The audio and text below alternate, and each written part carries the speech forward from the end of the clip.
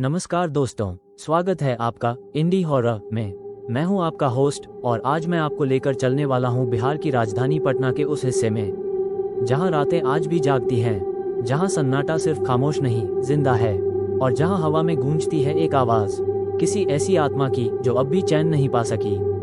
दोस्तों, आज हम बात करने वाले हैं पटना की सबसे भूतिया जगह की। कहते हैं हर शहर की अपनी कोई परछाई होती है, कोई ऐसी जगह जहां सूरज ढलते ही इंसान नहीं कुछ और चलता है। और पटना में वो जगह है बहादुरपुर हाउसिंग कॉलोनी के पास का एक पुराना सरकारी बंगला। लोग इसे कहते हैं भूत बंगला। पहली नजर में ये एक आम टूटा फूटा घर लगता है, पेंट उखड़ा हुआ, खिड़कियां टूटी हुई और अंदर जाले लटके हुए। लेकिन जैसे ही सूरज की आखिरी किरणें इस दीवार से टकराती हैं, वो घर जिंदा हो उठता है।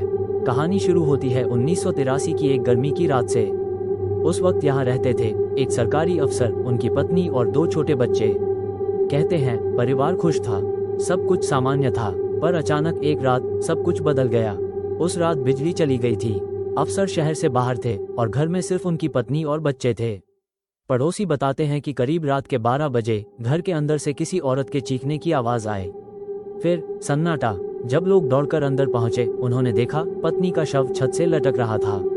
लेकिन जो बात सबको हैरान कर गई वो ये थी कि उसके चेहरे पर डर नहीं था, मुस्कान थी। लोगों ने उस रात एक और चीज देखी। खिड़की के बाहर सफेद साड़ी में एक औरत हवा में झूलती हुई दिखी थी।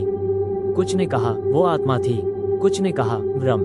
पर इसके बाद जो हुआ, उसने इस जगह को भूत बंगला बना दिया। उस रात के बाद से कोई भी उस घर में ज्यादा दिन नहीं टिक पाया। पहले अफसर के रिश्तेदार आए, पर कुछ ही दिनों में रातों को कोई उनके कानों में फुसफुसाता था, कोई उनके बिस्तर पर बैठ जाता था, कभी किसी के कंधे पर ठंडी सांसें महसूस होती।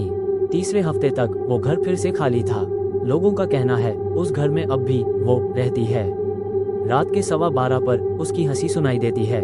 कभी कभी कोई खिड़की अपने आप खुलती है और जो बहादुरी में अंदर गया वो वापस कभी वैसा नहीं लौटा। एक स्थानीय चौकीदार ने बताया था, साहब, रात के वक्त अंदर से किसी के चलने की आवाज आती है, बर्तन गिरने की खनक सुनाई देती है और कभी कभी कोई महिला चुपचाप गाना गुनगुनाती है। उसने एक बार हिम्मत की, घर के अंदर गया। वो कहता है कमरे के बीचों बीच एक पुराना आईना रखा था और जैसे ही उसने अपनी टॉर्च उस पर डाली, आईने में उसका चेहरा नहीं, किसी और का चेहरा दिखा। वो भागा और आज तक वहां लौटकर नहीं गया।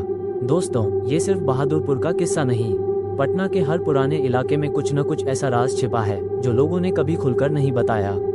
जैसे गांधी मैदान के पास का वो बड़ा नीम का पेड़। कहते हैं वहां रात में अगर कोई रुके तो पेड़ के नीचे किसी औरत की परछाई दिखाई देती है। वो कभी सीधे नजर नहीं आती, बस हल्के धुएं में, जैसे किसी ने उसे कैद कर रखा हो। एक बार 2 दोस्तों ने मजाक में वहां रात बिताई। सुबह उनमें से एक को कुछ याद नहीं था, पर दूसरे ने कहा वो हमारे बीच बैठी थी, बस देख रही थी। और फिर आता है पटना कॉलेज का पुराना हॉस्टल। 1850 के जमाने का वो बिल्डिंग जहां कहा जाता है कि एक छात्र ने आत्महत्या की थी। रात को अगर कोई गलियारे में अकेला जाए तो किसी के कदमों की आहट सुनाई देती है जो पीछे से आती है, पर जब मुड़ो तो कोई नहीं होता। कई छात्रों ने बताया है कि रात को उनके कमरे की लाइट अपने आप जल जाती है और जब वो उठकर देखते हैं तो दीवार पर किसी ने कोयले से लिखा होता है, मैं अभी यही हूँ। पर दोस्तों, पटना की सबसे रहस्यमयी जगह अब भी वही पुराना भूत बंगला है। समय के साथ वहाँ पेड़ उगाए हैं, दीवारें गिर गई हैं, पर वो अब भी जिंदा है।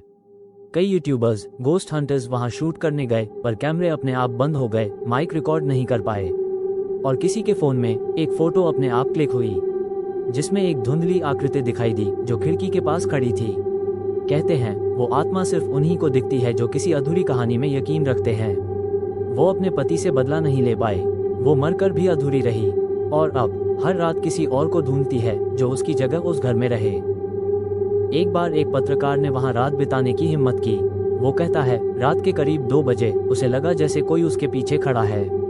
उसने मुड़कर देखा, कुछ नहीं, पर जब उसने मोबाइल उठाया और वीडियो चालू किया, स्क्रीन पर सिर्फ एक चीज दिखी, सफेद साड़ी में औरत और उसके होठों पर मुस्कान। दोस्तों, ये घटनाएं सिर्फ डर नहीं, चेतावनी है, क्योंकि पटना का ये भूत बंगला अब भी वहां है। आज भी उस रास्ते पर गाड़ियां रात में धीमी पड़ जाती हैं, कुत्ते अचानक भौंकने लगते हैं और कुछ लोगों का दावा है कि उन्होंने सड़क किनारे किसी को खड़ा देखा, लेकिन जब नजदीक पहुंचे तो वो गायब हो गया।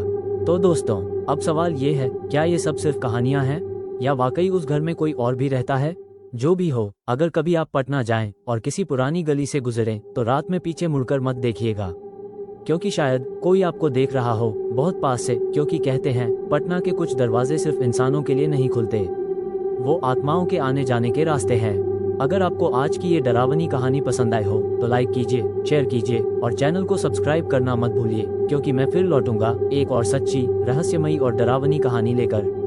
तब तक अंधेरे से दूर रहिए, लेकिन उसकी कहानी सुनना मत छोड़िए। जय हिंद और शुभ रात्रि।